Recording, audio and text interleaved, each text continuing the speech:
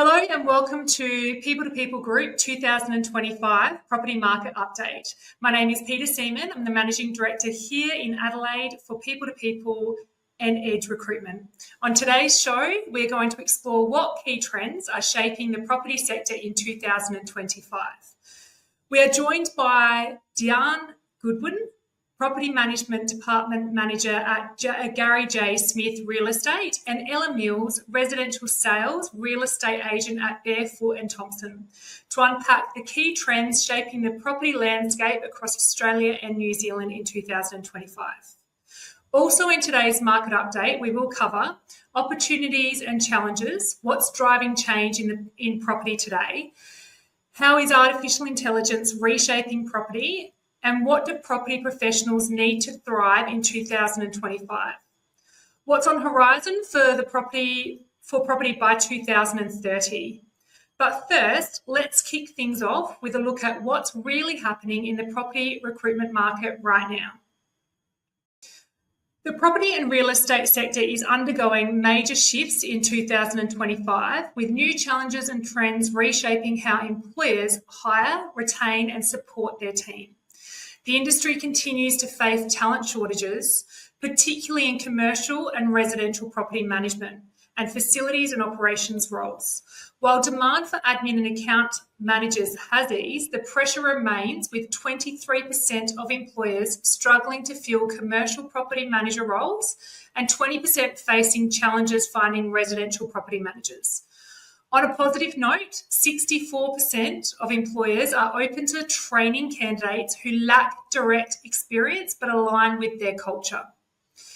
The top roles employers are hiring for 2025 include commercial property managers, facilities managers, and residential property managers.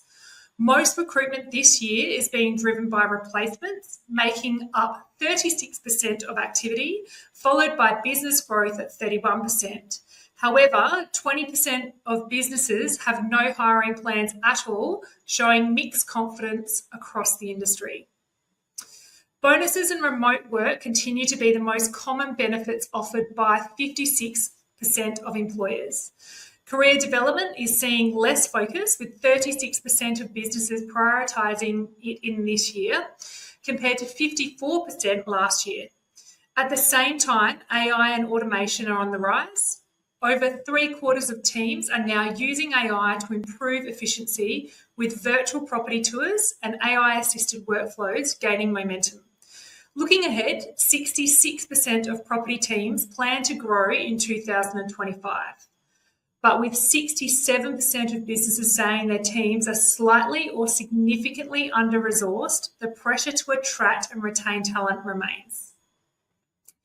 To stay competitive, employers will need to invest in upskilling, offer flexible benefits, and continue embracing smart tech solutions.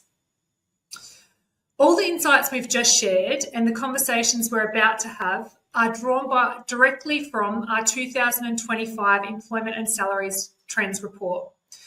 This comprehensive report is built off thousands of surveys and responses from job seekers and employers across Australia, New Zealand, and the UK. It looks at the latest work trends, hiring and job seeker trends, and can help you and your business make more informed decisions. If you'd like a deeper dive into the salaries, benefits, and workplace trends across your market, request your copy by scanning the QR code on screen at any point during this live stream, or click the link for the comments below. To break down more about what is happening in the market across Australia and New Zealand, we are joined today first by Deanne Goodwin, Property Management Department Manager at 𝐭𝐫𝐴𝐻 Real Estate. 𝐭𝐫𝐴𝐻 Real Estate is a trusted family-owned agency with over 50 years' experience serving Adelaide's inner south, west and coastal suburbs. 𝐭𝐫𝐴𝐻 Real Estate is known for its personalised service and strong community ties and commitment to helping thousands of families find their place to call home. Thank you for joining us today, Dee. Thank you, Peter. Thanks for having me. It was a lovely introduction explaining what we do. Excellent. So we'll get started with the questions straight up today. So what have been yours and your team's experiences over the last 12 months? And have you seen any changes in turnover or retention in the property sector? Absolutely. So I think you mentioned before, most of my experience relates specifically to rentals and investment. For us, I guess it's been a mix of challenges and shifting trends in the market. From a property turnover perspective, we saw about a 20% increase in landlords looking to sell last year compared to the year before. We think this was largely driven by high sale prices, so they were seeing it as the right time to cash in. And I guess also later last year in May and November, there were some interest rate rises. So the ability to pay off their mortgages was becoming a bit more of a strain. There are a few that were on variable loans, and then we found landlords that managed to buy in the good terms, but they were coming off their fixed rates. So although rent went up slightly, it didn't go up to the same proportion as their mortgage rates.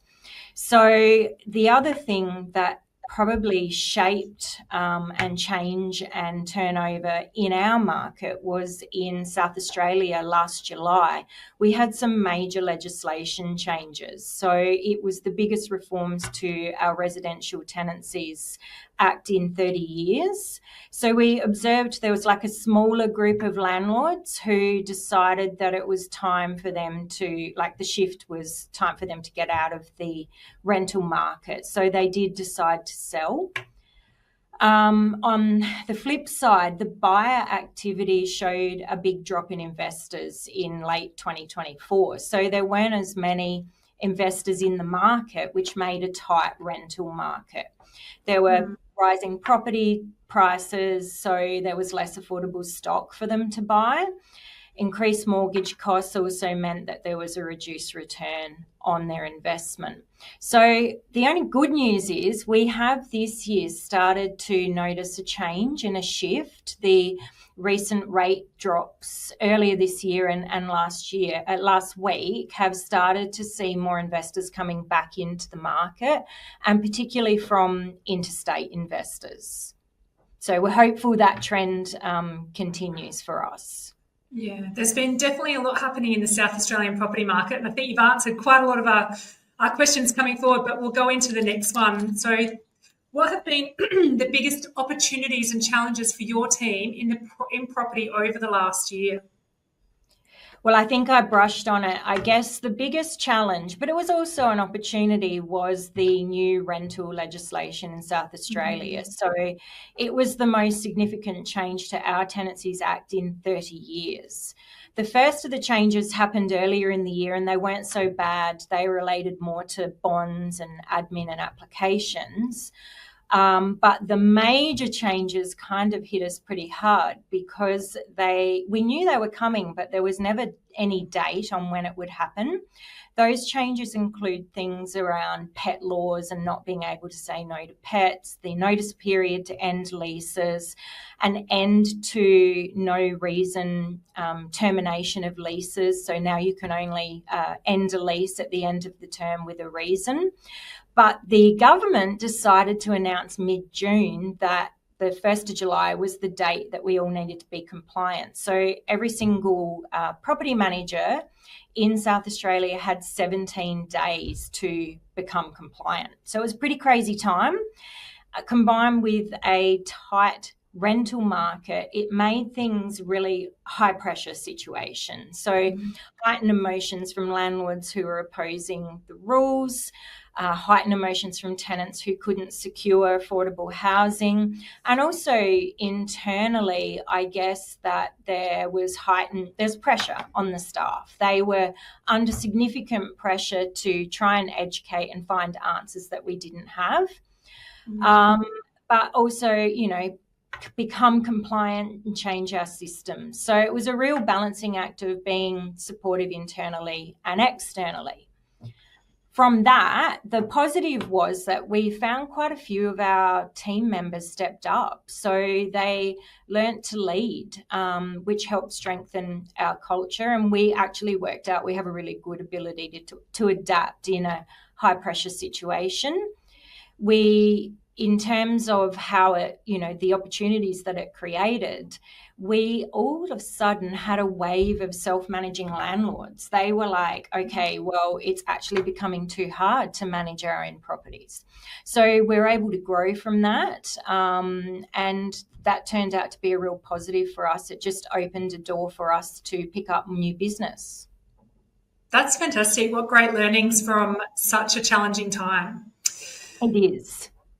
How have you seen the Australian property market shift over the past 12 months, particularly from a rental and investments perspective? Are investors and renters behaving differently, and what impact has that had on agencies like yours? So they're definitely behaving differently. I feel like there's two separate sections. We had last year's activity, which has slightly differed to this year's activity. So we've actually seen here in South Australia probably a change in market conditions. So I touched on before, we had investors selling out in late 2024 and less investors buying in. So that really made it difficult for tenants. There was less supply and higher demand. The stability in 2025 and the rate cuts has brought some investors back into the market. For us, we have particularly seen a rise in a type of buyer we call the rent vestor. So this is typically a younger person who rents a property where they want to live and suits their lifestyle, but to get a foot in the door and into the property market, they will buy in a more affordable suburb. So it gives them some capital value and something to cash in down the track, and the rent help covers the bulk of their mortgage payments. So that's been a rise in trends, and quite a few younger investors living at home with mum and dad and saving are also buying into the market, maybe a unit or something that helps pay their mortgage repayments, giving them some capital down the track. So that's from the investment point of view. When we had rising rents last year, so from a tenant point of view, we found not a lot of tenants were moving around. So there was limited supply. Inability for them to find affordable housing.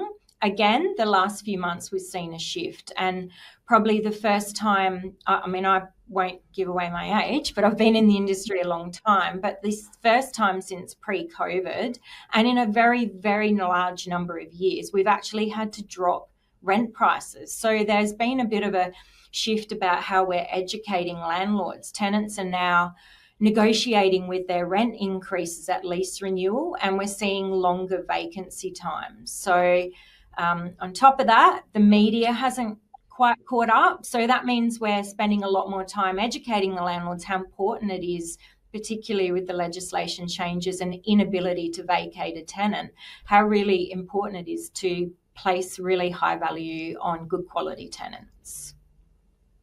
Yeah, that must be a big shift for them. Well, thank you so much for those insights. I'd like to shift gears slightly now and bring in our second guest for today's update, Ella Mills, who is a residential sales and real estate agent at Barfoot Thompson in New Zealand. Thank you for joining us today, Ella. Thank you for having me. Excellent. So I'll get started with you. So I'd like to hear a little bit more about the New Zealand market. So what have you and your team's experience over the past 12 months been, and have you seen any changes in turnover or retention in the property sector? Over the past 12 months, I have observed significant changes in New Zealand property sector. They're mostly influenced by interest rates and employment concerns and just the economic conditions right now. But the number of properties that we've sold in New Zealand actually rose 9.5% for April 2025 compared to April 2024. So there's definitely some movement there. It has been a tough time. The market over the past years gone up and down. It's all over the place. But buyers have been demonstrating caution, and they're really going the extra mile to protect themselves. But local salespeople, especially in Auckland, anticipate gradual improvement, but the buyers are taking their time when purchasing. And it's largely due to substantial number of properties on the market. Okay. Interesting insights in New Zealand. It's definitely a little bit different to here in Australia. So what have you seen to be the biggest opportunities and challenges for your team in property over the past 12 months? I would say my biggest challenge has been dealing with buyers and sellers' expectation prices. It's all about educating the clients, and it's a big concern here in New Zealand right now, but it can be tough, and we're no longer in the peak of the COVID era where everyone was jumping on and wanting to buy houses, and it was a crazy time and the prices were skyrocketing. But managing some buyers' expectations can be difficult. But we have to really focus on the current market and where it's at now. We can't look back to the past. But there's a lot of pushback, understandably so, because it's people's biggest assets. But navigating buyer and seller expectations is challenging, also rewarding, but it's really given me the opportunity to learn how to better understand the market trends and have those difficult conversations with your buyers and sellers that some agents may shy away from. The challenges have included managing clients' expectations amidst fluctuating prices and ensuring that properties are competitively listed in a cautious market. But despite these hurdles, there has been satisfaction in witnessing gradual improvements in the market. But overall, as a real estate agent, you do face numerous challenges. But however, you continually learn and you have to jump on those opportunities as they arise. Education definitely sounds the key in both markets. So have you seen the New Zealand property market shift over the past 12 months? Are buyers becoming more or less willing to purchase right now? And how is that impacting real estate agents like yours? Yeah, over the past 12 months, I have personally experienced a market shift. The Real Estate Institute of New Zealand actually reported that in January 2025, we saw a high level of new listings, and it was up to 21.2% year on year. However, the listings in April declined by 11.6% from April 2024, indicating it's a drastic drop in the listings within just 4 months. So something that may surprise people is that the number of properties sold in New Zealand in April 2024 increased by 9.5% compared to April 2024. So proving that buyers have become more willing to buy. However, buyers are remaining cautious when purchasing properties. It's a massive shift from 2020 COVID time, where we saw buyers jumping on the opportunity to buy houses, and it was a competitive market. And now that we're on the come down, it's obviously external factors like everything going on in the world right now that can easily change our market. So this buyer mentality shift is primarily because of the buyers right now, and it's a buyer's market. So the largest impact on salespeople is that we've had to adapt swiftly to these changing markets to meet buyers' expectations and to meet sellers' expectations. I've had to focus on providing knowledge and skills, and you've got to really nurture your relationships with your clients. As many face uncertain times, lots of people have bought in the peak of COVID, and now they're selling their house for less of a price, and it does put financial strain on people. So this approach helps us understand how the shifting market trends do affect buyers and sellers and their willingness and impact on business as real estate agents. That's a lot to unpack, I bet, with those buyers and sellers. So thank you so much for your insights today, Ella. I'd like to bring you both back now and be able to get a bit more of a broader view and some different perspectives on the market. So I'll start with you, Dee. In our recent 2025 report, 66% of property teams plan to grow in 2025. Are you seeing this same intent to expand in your market? And are you expecting the same trend in your organisation? Yes and no. I guess for us personally, we're always looking to grow. We want to expand our market share in both sales and rentals.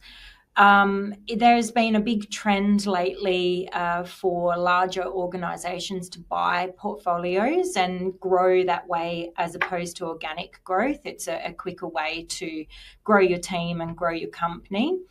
For us, though, I suppose whilst we want to grow, we want to focus on being sustainable, more so in making sure there's no burnout within the team, and grow skills. So growing numbers, great, but you've got to be able to sustain that. So we just try and focus on the quality more so than having extra numbers in our portfolio.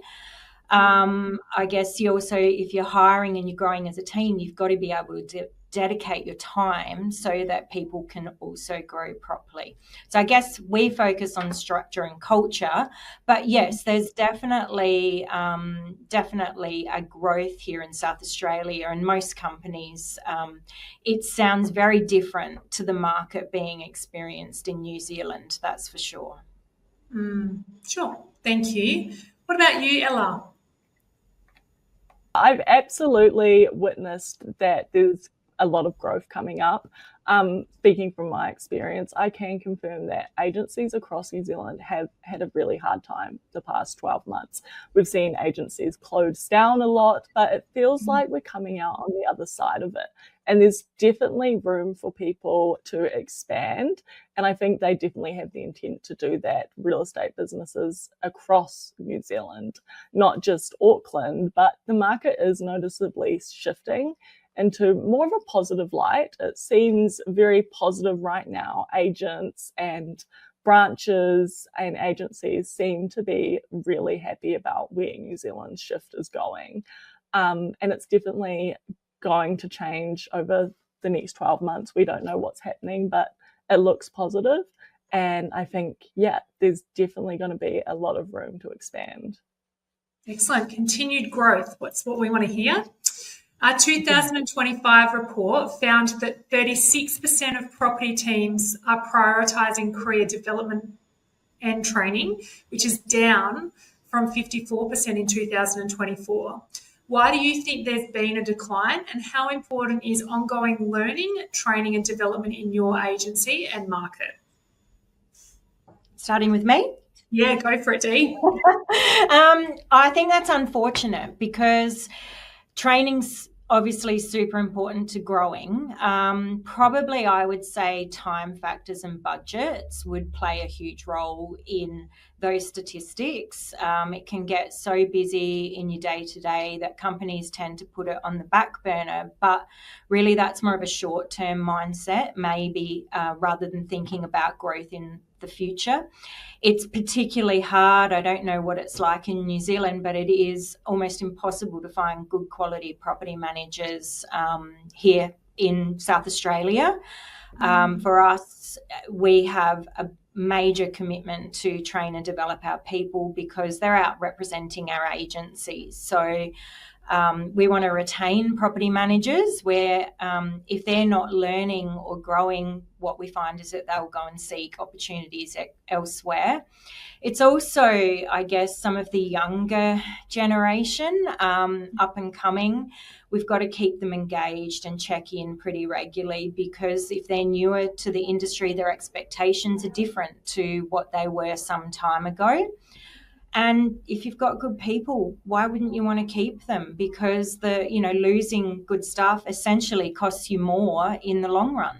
That's how our philosophy is anyway. Absolutely. Learning and development is a big attraction for job seekers out there, and it's high on their list when they're searching for their new roles. What about yourself, Ella? Yeah, I agree to some of those bits relating to New Zealand. Ongoing training is really crucial in real estate, especially with new real estate agents, but it's what can make or break your business. The market's forever changing and you need to adapt and learn new techniques and skills for that. But a big reason why teams are choosing not to make training a top priority and role is because of the increased workloads and the financial burden that agencies are facing right now. It makes it a lot harder, and it's difficult for salespeople not only to find the funds but also the time, and it's definitely really hard right now. So we've got to find that balance between providing that learning and education piece and keeping the team running. Yes, yeah, absolutely. Yeah. Excellent. What critical skills do you believe both junior and senior property professionals need to succeed in 2025? Well, for us in property management, we have a joke in the industry, because in order to be a successful property manager, we put on so many hats. We're debt collectors, we're negotiators, we're building inspectors, we're counsellors, we're compliance officers. So I suppose overall good communication skills, and I assume that would be the same in the sales sector. Time management, problem solving, doesn't hurt to be a bit open to tech and, have an open mind. I feel like a lot of juniors coming into property management, because it's such a rewarding job, but it can sometimes have its challenges. They just probably need to be resilient and calm and not take things personally. As we get older, for seniors, having high emotional intelligence and the ability to apply life experience to situations. Overall, I think for any job, just having a positive attitude helps for sure. Excellent. Well, there's some great tips for those people who don't necessarily have the direct experience but might be looking to get into property. So thank you for that, Dee. How about you, Ella? I 100% agree with Dee. It's the same here in New Zealand right now. You need to be resilient. You can't take things personally, especially in a time where a lot of people have financial burdens, things going on. They may not be the happiest, and you need to step back and have a professional hat on, not take things personally. And you also need to be resilient. You need to get through it. And it's the exact same as what Dee said. So if you've got the right personality, then put your hand up. Yeah, exactly. Just have a good attitude. Yeah, 100%. How is AI transforming property and real estate, and what specific impacts have you observed in the last 12 months? I'm so interested to hear about this. Well, I would say very quickly it has. I feel like there can be definitely some resistance in the industry to AI. So particularly when you've got older people that don't want to take it on board. But at the end of the day, it's here to stay. So we need to adapt and learn to use it to our advantage, add value to what we already do, help it make us look better. I think embrace it rather than fight it. And I feel like I was one of those that are like, oh, no. But now I realize how much value it can add to my role. I constantly encourage my team. Here at 𝐏𝐫𝐲𝐬, we use it every day for like market research, automated reminders, basic administration and financial tasks to help. Sometimes we're writing a tricky letter and we just need to take the emotion out of it or write an advert. So for us, I think it's a support tool. Frees up time that we can better spend on building relationships. Essentially, we're in the service industry, so it allows us to provide a more human, personal touch. Yeah, what a great tool to be able to work alongside of you. How about you, Ella? Exactly. Yeah. We love AI over here. I don't think I've met a person that doesn't love it in the property sector. And over the past couple of years, I think it's gone further than our imagination could have ever dreamed of. And we're using it genuinely to improve our interactions with clients and how we operate day to day. So it's helping us deliver better service while saving time, and it's also reducing costs by making the process faster, smarter, and more efficient. I've seen it used for AI-powered CRM systems, which is what we are personally using right now. property advertising and automating client communication. It helps us in so many ways. And it was actually reported that in early 2024, there was approximately 22% of new salesperson in New Zealand using AI and open to advancing in the AI section. But I know 22% may sound like a small number, but new agents are more willing to learn than what, say, older agents are. Agents that have been in the market longer are stuck in their ways, and they may not be as open to learning about AI. But if it's done right, it can be a really useful tool that definitely is going to advance. And I'm really excited for the future to see how AI goes and where it leads to. Such an exciting tool to be able to use, again, like we said, as that support tool, or to be able to free up time for you to be able to do the real people job. Yeah, exactly. Excellent. Thank you very much for that. Beyond AI, what other key trends do you expect will continue to impact the property landscape by 2030? Wow, I found this one difficult. I had to have a little bit of a think about it. I guess I was sort of coming of it more from a rental perspective, but there's a lot more to the question. From the rental side of things, I think we'll see a national trend more towards tightened legislation, particularly more rights for tenants, particularly as the dream and the affordability of owning their own home is becoming out of reach. So I think we're becoming a nation of renters, so there'll probably be a lean towards that. Maybe a push away from that more traditional home ownership. So maybe something that's embraced elsewhere is like fractional ownership, where people they invest together and buy shares and share the costs of a property. There'll be probably a bigger push on developers having to build more sustainable designs and floor plans and community style living. It'll probably be more of an expectation for green housing rather than just a preference or an option. We have seen, in the market, increased shared living arrangements, so higher density developments where you can fit more people into a building. As the cost of living has risen, we've seen families and friends all moving in together.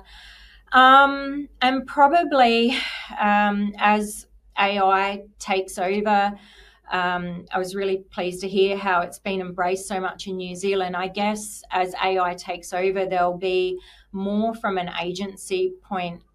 We will have to focus on real human connections. So client and customer expectations are going to go up. So we're going to have to become more transparent and more service driven and add value. That was my thought process.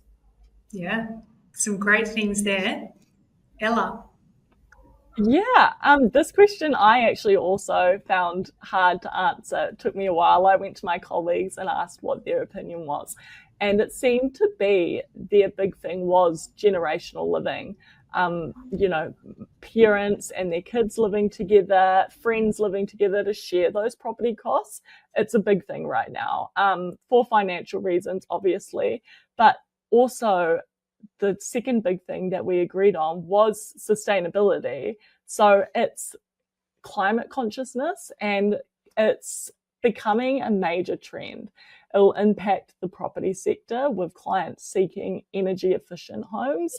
But the technology is revolutionizing building and security, and it's allowing us to have smart homes, and it makes the process more digital. But sustainability seems to be a really big thing for New Zealand right now. Great. Well, whilst both of you found that difficult to answer, I actually really enjoyed both of your answers, and I think that's some exciting things to think about by 2030. A big thank you to both of you for your time today and for giving us some incredible insights into the market. If anyone watching today is wanting to reach out to get in touch with Dee and Gary J. Smith Real Estate or Ella and Barfoot Thompson, you can visit the comments for all information below. So thank you again, both of you. Thank you. Thank you for having us. Just a reminder that all the insights shared today are based off the 2025 Employment and Salary Trends Report. If you'd like a deeper dive into the salaries, benefits and workplace trends across your market, request your copy by scanning the QR code on screen or click the link for the comments below. Lastly, whether you're looking to grow your career or build your team with the right talent, the People to People Group can help. As an award-winning recruitment agency, we operate across Australia and the UK with specialist teams in every major market. Across the ditch in New Zealand, we have proudly recruited for over 23 years through Frog Recruitment and with offices based in Auckland and in Wellington. And in South Australia, Edge Recruitment are Adelaide's leading specialist in property and real estate. Contact details are on screen now, or see the links in the comments to reach out to one of your teams today. That's it for today. Thank you very much for joining us for a special property market update, and we'll see you next time.